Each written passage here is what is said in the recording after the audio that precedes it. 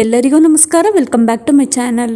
ನಾನಿವತ್ತು ಬೆಳಗ್ಗೆ ಬ್ರೇಕ್ಫಾಸ್ಟ್ಗೆ ಏನು ಮಾಡೋದು ಅಂತ ಯೋಚನೆ ಮಾಡುವಾಗ ರವೆ ಸಿಕ್ತು. ರವೆನ ಬಳಸಿ ಒಂದು ಸಿಂಪಲ್ ಆಗಿ ಮದುವೆ ಮನೆಯಲ್ಲಿ ಕೊಡ್ತಾರಲ್ಲ ಬೆಳಗಿನ ಬ್ರೇಕ್ಫಾಸ್ಟಲ್ಲಿ ಉಪ್ಪಿಟ್ಟು, ಆ ರೀತಿಯಾಗಿ ಒಂದು ಉಪ್ಪಿಟ್ಟನ್ನ ಮಾಡ್ತಾಯಿದ್ದೀನಿ. ಅದಕ್ಕೆ ನಾನಿಲ್ಲಿ ಒಂದು 1/4 kg ಆಗೋಷ್ಟು ರವೆನ ತೊಗೊಂಡಿದ್ದೀನಿ. ರವೆಗೆ ಒಂದು ಟೇಬಲ್ ಸ್ಪೂನ್ ಆಗೋಷ್ಟು ಎಣ್ಣೆನ ಸೇರಿಸ್ಬಿಟ್ಟು ನೀಟಾಗಿ ಹುರ್ಕೊತಾ ಇದ್ದೀನಿ. ಸ್ವಲ್ಪ ಅದು ಕಂದು ಬಣ್ಣ ಬರೋ ತನಕ ಕಮ್ಮಿ ಉರಿ ಕೊಟ್ಟು ನೀಟಾಗಿ ಹುರ್ಕೊಬೇಕಾಗುತ್ತೆ. ಅದು ಕಲರ್ ಸ್ವಲ್ಪ ಚೇಂಜ್ ಆಗುತ್ತೆ, ನಿಮಗೆ ಗೊತ್ತಾಗುತ್ತೆ. ಅಲ್ಲಿ ತನಕನೂ ಕಮ್ಮಿ ಉರಿ ಕೊಟ್ಟು ಚೆನ್ನಾಗಿ ಹುರ್ಕೊಬೇಕು. ಇದನ್ನ ಚೆನ್ನಾಗಿ ಹುರಿದಷ್ಟು ಪರ್ಫೆಕ್ಟಾಗಿ ಮದುವೆ ಮನೆಗಳಲ್ಲಿ ಕೊಡ್ತಾರಲ್ಲ ಅದೇ ರೀತಿ ಉಪ್ಪಿಟ್ಟನ್ನ ಮನೆಯಲ್ಲೇ ಮಾಡ್ಕೊಬೋದು. ನೋಡಿ, ಇವಾಗ ಕಂದು ಬಣ್ಣ ಬರೋ ತನಕನೂ ನೀಟಾಗಿ ಹುರ್ಕೊಂಡಿದ್ದಾಯಿತು. ಅದಾದಮೇಲೆ ಅದನ್ನು ಪಕ್ಕಕ್ಕೆ ಎತ್ತಿಟ್ಕೊಂಡು ಇವಾಗ ಅದೇ ಬಾಣಲಿಯಲ್ಲಿ ಒಗ್ಗರಣೆ ಹಾಕ್ತಾಯಿದ್ದೀನಿ. ಒಗ್ಗರಣೆಗೆ ನಾನಿಲ್ಲಿ 1-2 ಟೇಬಲ್ ಸ್ಪೂನ್ ಆಗೋಷ್ಟು ಎಣ್ಣೆನ ಸೇರಿಸ್ಕೊತಾ ಇದ್ದೀನಿ. ಆ್ಯಕ್ಚುಲಿ ಎಣ್ಣೆ ಸ್ವಲ್ಪ ಜಾಸ್ತಿ ಆಗಿತ್ತು ಅಂತ ಬೌಲಲ್ಲಿ ಇಟ್ಕೊಂಡಿದ್ದೆ, ಹಾಗಾಗಿ ಬೌಲಿಂದನೇ ತೆಗೆದು ಹಾಕ್ಕೊಳ್ತಾ ಇದ್ದೀನಿ. ಅದಕ್ಕೆ 1/4 ಚಮಚ ಸಾಸಿವೆ, 1 ಟೇಬಲ್ ಸ್ಪೂನ್ ಆಗೋಷ್ಟು ಕಡಲೆಬೇಳೆ, 1 ಟೇಬಲ್ ಸ್ಪೂನ್ ಆಗೋಷ್ಟು ಉದ್ದಿನಬೇಳೆನ ಸೇರಿಸಿ ನೀಟಾಗಿ ಫ್ರೈ ಮಾಡ್ಕೊಳ್ಳೋದು. ಕಡಲೆಬೇಳೆ ಉದ್ದಿನಬೇಳೆ ಹಾಕೋದ್ರಿಂದ ಚೆನ್ನಾಗಿ ಟೇಸ್ಟ್ ಕೊಡುತ್ತೆ. ಹಾಗಾಗಿ ಅದಾದಮೇಲೆ 1 ಕಡ್ಡಿ ಫ್ರೆಶ್ ಕರ್ಬೇವಿನ ಸೊಪ್ಪು ಹಾಕಿ ಇವಾಗ 1 ಮೀಡಿಯಮ್ ಸೈಜ್ ಈರುಳ್ಳಿನ ಉದ್ದುದು ಕಟ್ ಮಾಡ್ಕೊಂಡಿದ್ದೀನಿ. ಉಪ್ಪಿಟ್ಟಿಗೆ ಆ್ಯಕ್ಚುಲಿ ಉದ್ದುದು ಕಟ್ ಮಾಡಿದ್ರೆ ತುಂಬ ಚೆನ್ನಾಗಿ ಟೇಸ್ಟಾಗಿ ಸಿಗುತ್ತೆ.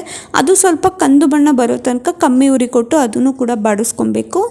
ಈರುಳ್ಳಿನ ಎಷ್ಟು ಚೆನ್ನಾಗಿ ಬಾಡಿಸ್ತೀವೋ ಅಷ್ಟು ಚೆನ್ನಾಗಿ ಟೇಸ್ಟ್ ಸಿಗುತ್ತೆ, ಹಾಗಾಗಿ ಬಾಡಿಸ್ಕೊಬೇಕಾಗುತ್ತೆ. ಅದಾದಮೇಲೆ 5 ಹಸಿಮೆಣ್ಸಿನ್ಕಾಯಿನ ಮಧ್ಯಕ್ಕೆ ಸೀಳ್ಬಿಟ್ಟು ಅದನ್ನು ಕೂಡ ಸೇರಿಸಿದ್ದೀನಿ.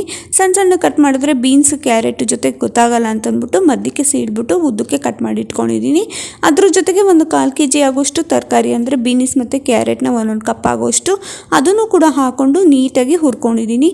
ಎಣ್ಣೆಯಲ್ಲಿ ಫ್ರೈ ಮಾಡಿದ್ರೆ ತುಂಬ ಚೆನ್ನಾಗಿ ಟೇಸ್ಟಾಗಿ ಸಿಗುತ್ತೆ. ಎಷ್ಟು ಸಣ್ಣಕ್ಕೆ ಕಟ್ ಮಾಡ್ತೀವೋ ಅಷ್ಟು ಚೆನ್ನಾಗಿ ಎಣ್ಣೆಯಲ್ಲಿ ಫ್ರೈ ಆಗುತ್ತೆ. ಇಲ್ಲಾಂದರೆ ನಾವು ಬೇರೆ ಬೇಯಿಸ್ಕೊಂಡು ಹಾಕಬೇಕಾಗುತ್ತೆ. ಅದಾದಮೇಲೆ ನಾನು 1/4 kgಗೆ ಅಂದರೆ 1 ಲೋಟ ರವೆಗೆ 1.5 ಗ್ಲಾಸಷ್ಟು ನೀರನ್ನು ಹಾಕಿ ಚೆನ್ನಾಗಿ ಕುದಿಸ್ಕೊಂಡಿದ್ದೀನಿ. ಕುದಿಯೋ ಹಂತದಲ್ಲಿ ಸ್ವಲ್ಪ ಉಪ್ಪನ್ನು ಸೇರಿಸಿ ಚೆನ್ನಾಗಿ ಕುದಿಸ್ಕೊಂಡು ಅದು ಕುದ್ದಿದ್ದಾದಮೇಲೆ ಹುರಿದಿಟ್ಕೊಂಡಿದ್ವಲ್ಲ ರವೆ, ಅದನ್ನು ಕೂಡ ಹಾಕಿ ನೀಟಾಗಿ ಮಿಕ್ಸ್ ಮಾಡಬೇಕು.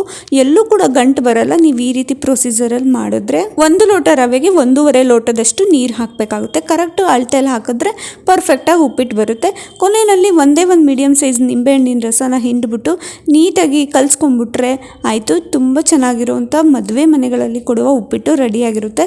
ಕಲಸಿದಾದ್ಮೇಲೆ 5 ನಿಮಿಷ ಪ್ಲೇಟ್ ಮುಚ್ಚಿ ಚೆನ್ನಾಗಿ ಬೇಯಿಸ್ಕೊಂಬಿಡಿ. ಬೆಂದಿದ್ದಾದಮೇಲೆ ನೋಡಿದ್ರಲ್ಲ ಎಷ್ಟು ಚೆನ್ನಾಗಿ ಪರ್ಫೆಕ್ಟಾಗಿ ಮದುವೆ ಮನೆಗಳಲ್ಲಿ ಕೊಡುವಂಥ ಬ್ರೇಕ್ಫಾಸ್ಟಲ್ಲಿ ಕೊಡುವಂಥ ಉಪ್ಪಿಟ್ಟು ಮನೆಯಲ್ಲೇ ಹೇಗೆ ಮಾಡೋದು ಅಂತ ತೋರಿಸ್ಕೊಟ್ಟಿದ್ದೀನಿ.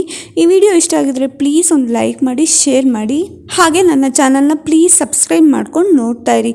Thank you for watching. ಮುಂದಿನ ವಿಡಿಯೋದಲ್ಲಿ ಸಿಗ್ತೀನಿ.